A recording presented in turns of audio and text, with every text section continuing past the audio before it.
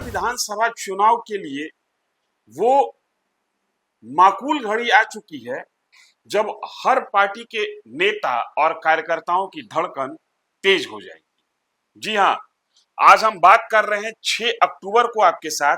आज शरद पूर्णिमा है और मिल रही जानकारी के मुताबिक इलेक्शन कमीशन शाम 4 बजे प्रेस कॉन्फ्रेंस करने वाली है।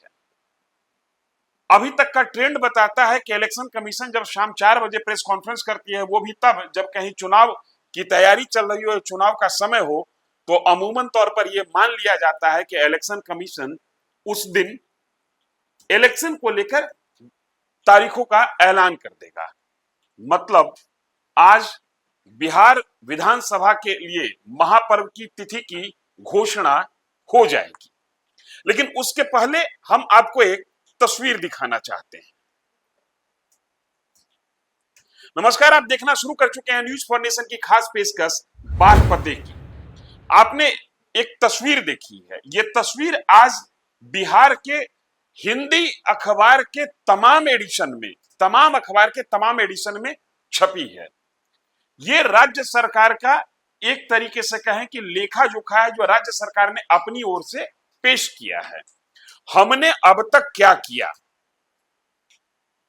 एयरपोर्ट बनवाने से लेकर मंदिर के जीर्णोद्धार तक और खेल के मैदान से लेकर शिक्षकों की बहाली और स्कूल के निर्माण तक हर बात को छूने की और बताने की कोशिश की गई है।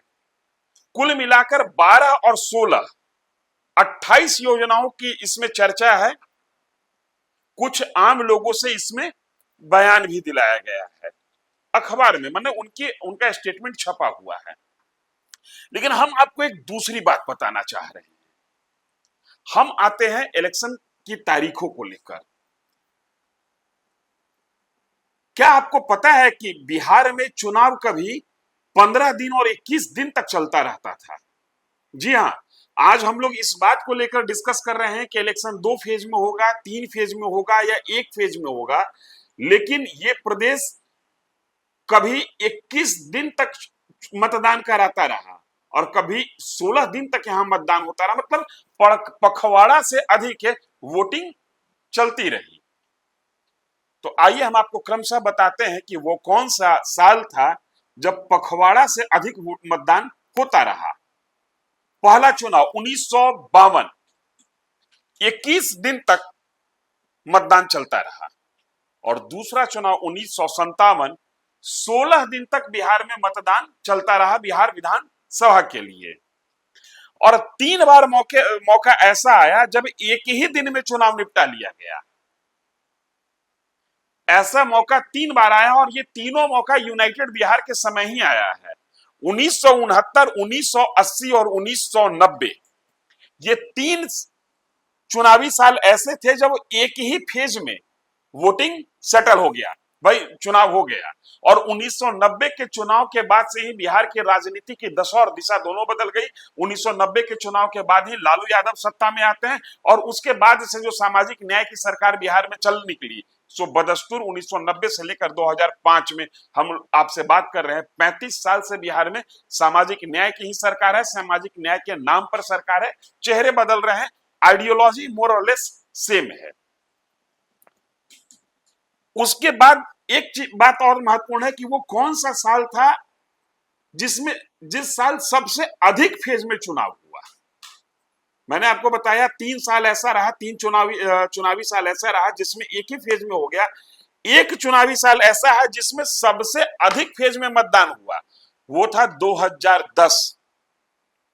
6 फेज में मतदान कराया गया, 6 चरण में मतदान हुए और नीतीश कुमार बम्पर सीट लेकर आए। एनडीए 243 की विधानसभा में तकरीबन 200 से अधिक सीट जीतने में कामयाब रही थी।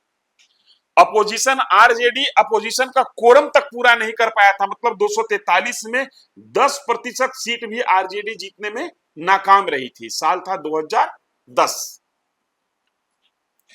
उसके बाद हम शुरू से अगर बताना शुरू करें तो 1962 4 चरण में मतदान होते हैं, 1967 4 चरण में मतदान होते हैं, 1969 एक चरण में मतदान हुआ, 1972 4 चरण में, 77 चरण में, 85 2 फेज में मतदान हुआ, 90 में फिर एक फेज में मतदान हुआ, 95 में, याद कीजिए 95 बैलेट बॉक्स से जिन्न निकलता था, 95 में 5 फेज में मतदान हुआ। और साल 2000 लालू यादव बिहार बट चुका था, लालू यादव को पूर्ण बहुमत नहीं मिला, 3 फेज में चुनाव हुआ था। आरजेडी, लालू यादव नहीं कही है, आरजेडी की सरकार को पूर्ण बहुमत नहीं मिली, राबड़ी देवी कांग्रेस के साथ अलायंस करके सरकार बनाती हैं। 2005 फरवरी त्रिशंकु विधानसभा 3 फेज में चुनाव हुआ था, और 2005 अक्टूबर 4 फेज में चुनाव हुआ, जहां से नीतीश कुमार सत्ता नशी होते हैं, नीतीश कुमार का सत्तारोहण होता है। 10 मैंने आपको बताया कि 6 फेज में चुनाव हुए, 2015 में 5 फेज में चुनाव होते हैं, और 2020 3 फेज में चुनाव होता है। इसमें 2015 एक बार फिर महत्वपूर्ण है, क्योंकि 2015 में नीतीश कुमार तो पावर में जरूर रहते हैं, लेकिन एनडीए सत्ता से बाहर हो जाती है। 2005 में नीतीश कुमार और एनडीए मिलकर, माने नीतीश बीजेपी मिलकर एनडीए के जो गठबंधन है वो सरकार बनाती है। 2010 में एनडीए गठबंधन की ही सरकार बनती है, लेकिन 2013 में नीतीश कुमार बीजेपी से अलग हो जाते हैं। 2015 के विधानसभा चुनाव के पहले इनका गठबंधन लालू यादव की पार्टी राजद से होती है, कांग्रेस भी उस गठबंधन में शामिल है। बीजेपी, एलजेपी, हम, ये एक अलग गठबंधन, एनडीए एक अलग गठबंधन होता है, और एनडीए का एक तरीके से कहिए सुपड़ा साफ हो जाता है।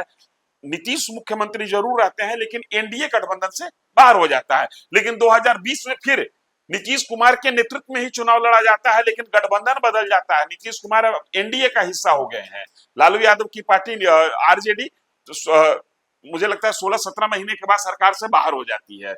उसके बाद फिर नीतीश कुमार वापस बीजेपी के साथ चले जाते हैं। 5 चुनाव ऐसे हुए बिहार में जो राष्ट्रपति शासन के अंतर्गत कराए गए। उस समय बिहार में राष्ट्रपति शासन चल रहा था। 1969 का चुनाव, 1972 का चुनाव, 1977 का चुनाव, 1980 का चुनाव और 2005 का चुनाव। इसमें 72, 77, 69 और 80 ये 4 चुनाव जो है वो यूनाइटेड बिहार, जब झारखंड भी बिहार का हिस्सा हुआ करता था।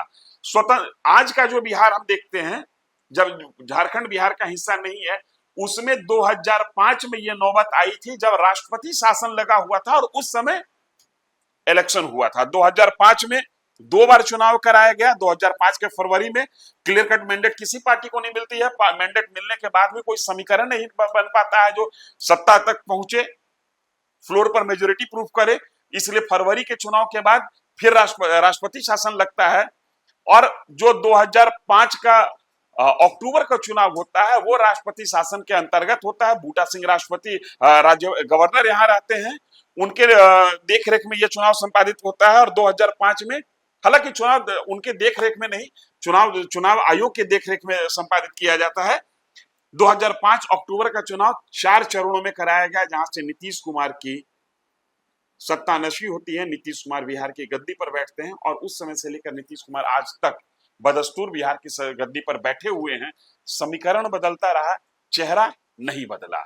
2025 6 अक्टूबर शरद पूर्णिमा के दिन राजनीतिक गर्मी तेज है, इसलिए कि आज इलेक्शन कमीशन ने ऐलान किया है 4 बजे प्रेस कॉन्फ्रेंस करने का। और अभी तक की जो रवायत रही है, अभी तक की जो परंपरा रही है कि चुनाव के पहले अगर इलेक्शन कमीशन ये अनाउंस करे कि हम 4 बजे पीसी करेंगे, तो अमूमन तौर पर यह माना जाता है कि चुनाव के तारीखों का ऐलान होगा। चुनाव के तारीखों का ऐलान होते ही प्रदेश में आदर्श आचार संहिता लागू हो जाएगी। हालांकि इलेक्शन कमीशन ने पहले भी प्रेस कॉन्फ्रेंस किया है बिहार में, बिहार के पॉलिटिकल पार्टी से और अधिकारियों से मिलने के बाद, लेकिन उस दिन चुनाव के तारीखों का ऐलान नहीं किया था। कुल मिलाकर बात पते की ये है कि 3 बार बिहार में एक दिन में चुनाव कराया गया। फिर से मैं आपको दोहरा दूं, वो साल था 1969, 1980 और 1990। और एक बार सबसे अधिक फेज में जो चुनाव हुआ वो 2010 का चुनाव, 6 फेज में चुनाव हुआ। और 2 बार ऐसा रहा जब पखवाड़ा से ज्यादा चुनाव चलता रहा, एक पखवाड़ा से ज्यादा। 1952 का चुनाव 21 दिन तक चलता रहा, और 1957 का चुनाव 16 दिन तक चलता रहा। तो बात पते की है कि ये था चुनाव, बिहार का चुनावी इतिहास। चुनाव आयोग के नजरिए से देखिए कितने फेज में चुनाव कराया गया। आज इलेक्शन कमीशन वो डुगडुगी बजा देगा, उसके बाद देखते हैं कितने चरणों में चुनाव होता है और इस बार जनता किसको बिहार की बागडोर सौंपती है। धन्यवाद।